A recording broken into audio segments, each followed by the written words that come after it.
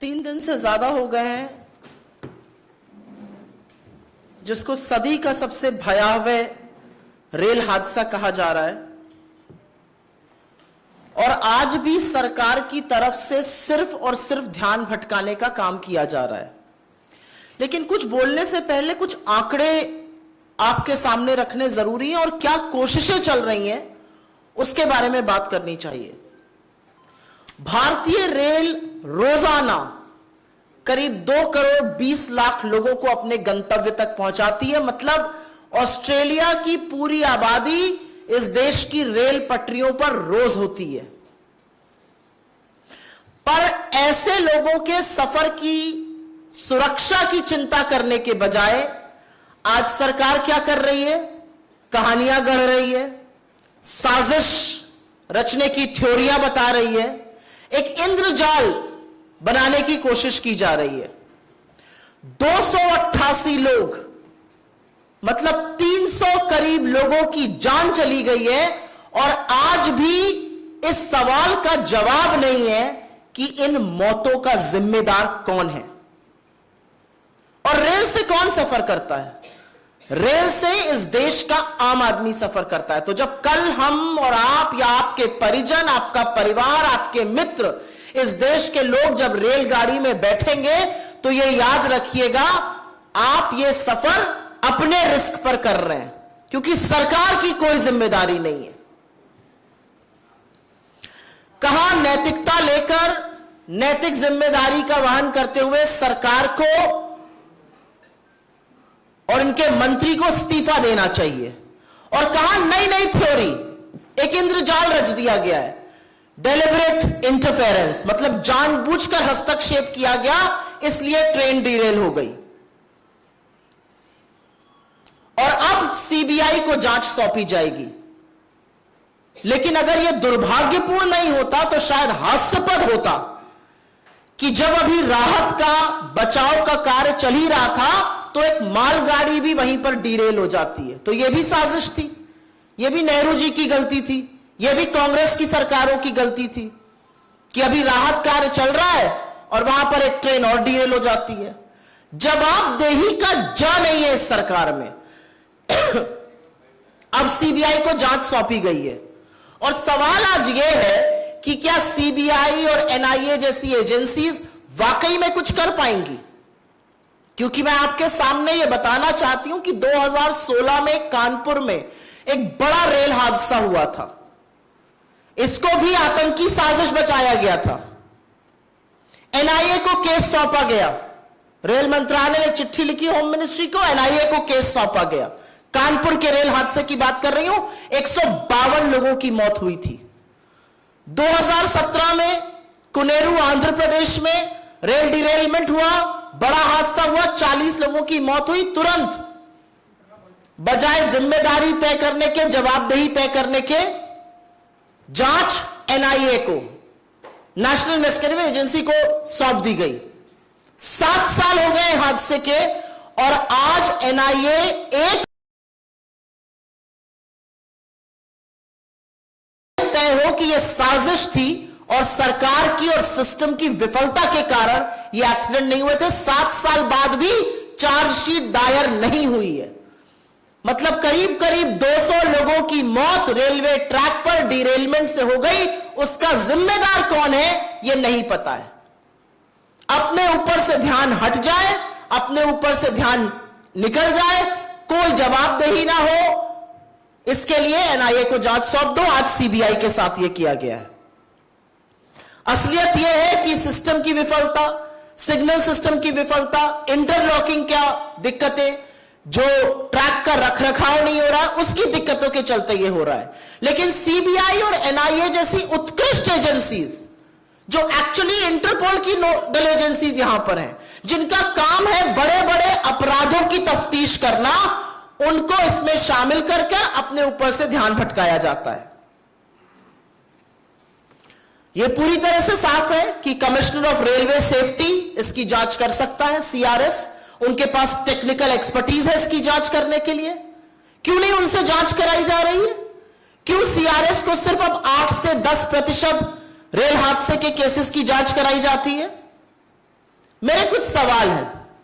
आप सीबीआई से नहीं, आप एनआईए से, किसी से भी जांच करा लीजिए, लेकिन क्या अब सीबीआई ढूंढेगी कि मरम्मत और नए ट्रैक के बजट को 2018-19 से घटाकर के बजट को घटाकर 2020 तक 7,400 करोड़ का क्यों कर दिया गया? क्या सीबीआई ये बताएगी कि इस बजट में 23% कटौती क्यों हुई? क्या सीबीआई ये ढूंढेगी कि जब रेलवे चिंतन शिविर हुआ तो हर जोन को सुरक्षा पर बोलना था, सबको चुप करके क्यों बैठा दिया गया और एक ही जोन को बोलने की इजाजत क्यों दी गई? और क्या सीबीआई ये ढूंढेगी कि उस चिंतन शिविर में सिर्फ वंदे भारत और कितना रेवेन्यू रेलवे से निकल सकता है पर चिंता क्यों हो रही थी, सुरक्षा की बात क्यों नहीं हो रही थी? क्या सीबीआई ये ढूंढेगी कि जो CAG controller and auditor general की लेटेस्ट रिपोर्ट है जो बताती है कि 2017 से 2021 के बीच में 10 में से करीब 7 हादसे पटरी से उतर जाने, डीरेलमेंट के कारण हुए, वो क्यों हुए? क्या सीबीआई ये ढूंढेगी कि ईस्ट कोस्ट रेलवे में सुरक्षा के लिए रेल और वेल्ड का परीक्षण क्यों नहीं हुआ इस दौरान?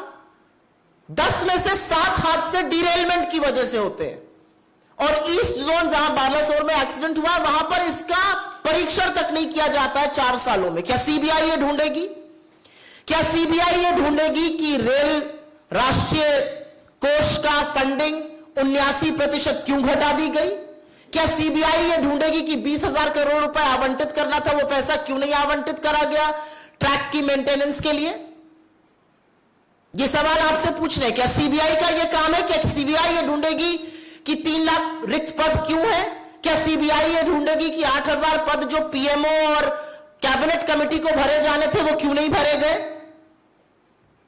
क्या सीबीआई ये ढूंढेगी कि लोको चालक जो अत्यंत संवेदनशील और सुरक्षा से निहित काम करते हैं उनको 12-12 घंटे से ज्यादा की ड्यूटी क्यों कराई जा रही है? लोको चालकों की कमी क्यों है?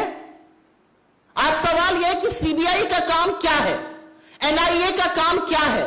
7 साल पहले आपने एनआईए को 2 जांचें दी थी, आज तक चार्जशीट नहीं दाखिल हो पाई, तो क्या उन परिजनों को पूछने का हक है कि यह सरकार की विफलताओं के कारण हुआ, दोष कहीं और क्यों मढ़ा जा रहा है? और एक बात और है, ऐसी उत्कृष्ट एजेंसीज को जब आप इस तरह की जांच देते हैं जिनमें उनकी कोई टेक्निकल एक्सपर्टीज नहीं है, तो आप कहीं ना कहीं उनके ऊपर भी एक सवालिया निशान लगवाने की कोशिश करते हैं।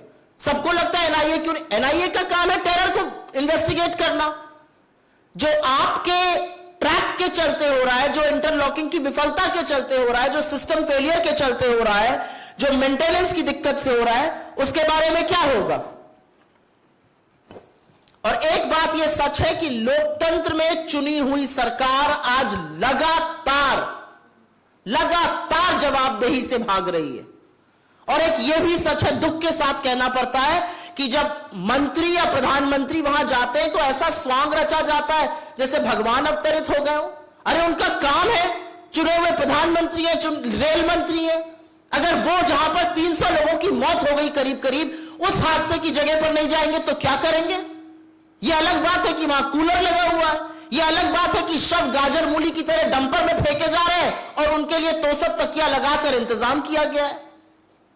यह अलग बात है कि रेल मंत्री के फोन पर 7 बजे शाम दिख रहा है, हमारे मीडिया के कुछ साथी उसको 11:30 बजे उनको जमीन पर तैनात दिखा रहे हैं। तो चुनी हुई सरकार को जब जब कटघरे में आप खड़ा करते हैं तो हमेशा ध्यान भटकाया जाता है।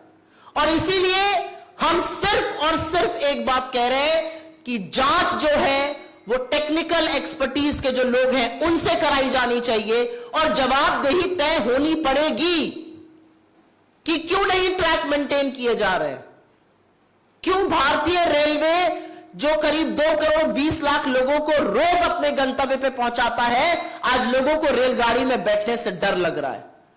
अगर इन सवालों का जवाब सरकार नहीं देगी तो क्या सीबीआई और एनआईए जैसी एजेंसीज देंगी जिनके पास ना टेक्निकल एक्सपर्टीज है? और एक ये सच है कि ये पूरी साजिश का जो माया जाल है वो सिर्फ इसलिए रचा जा रहा है कि लोगों के मन में डर भर जाए और सरकार की कोई जवाबदेही ना हो।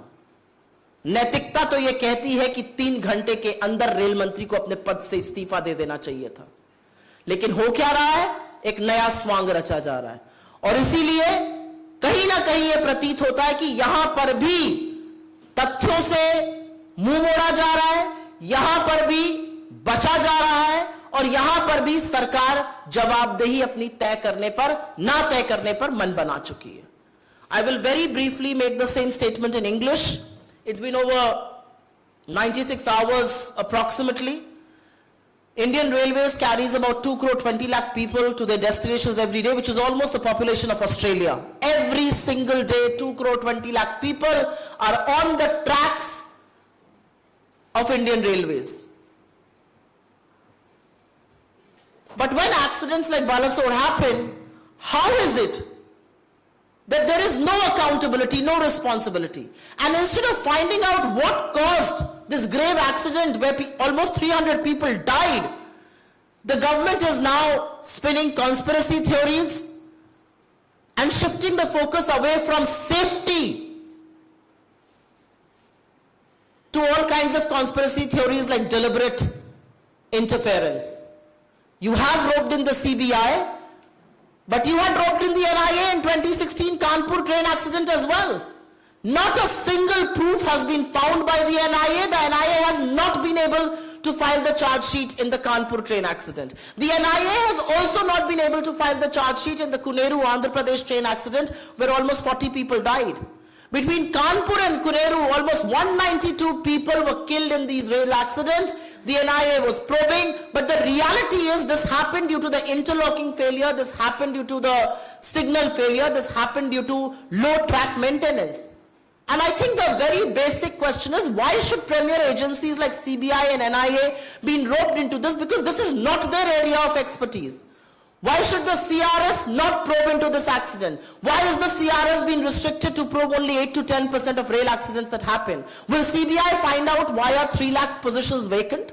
Will CBI find out that why are loco drivers being made to work more than 12 hours? Will CIA find out that why has track maintenance fund been cut by 23%? Will CIA find out that why has the Rail Sanraksha Kosh funding been reduced by 79%?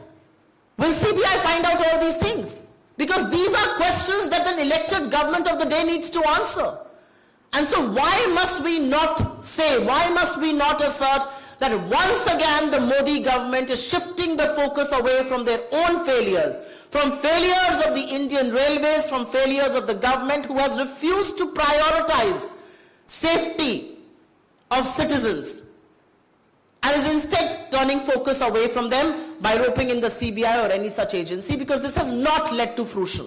It's been 7 years, not a single charge sheet has been filed by the NIA, and we fear that exactly the same thing will happen with a CBI probe. The reality is that accidents are happening because safety of passengers is not the priority of this government. Will CBI probe why did Chintan Shivir not allow a discussion on passenger safety and kept talking about revenue instead? And last but not the least, ये कहना पड़ेगा कि जब हम rail से यात्रा करते हैं तो बिल्कुल आप रेल का नवीनीकरण करिए, आप एक नहीं 10 वंदे भारत लगाइए, आप पिज्जा नहीं तमाम विविध व्यंजन यात्री की बर्थ तक पहुंचा दीजिए, लेकिन सबसे ऊंची प्राथमिकता पैसेंजर की सेफ्टी और सुरक्षा होनी चाहिए, जो सरकार की प्राथमिकता नहीं है.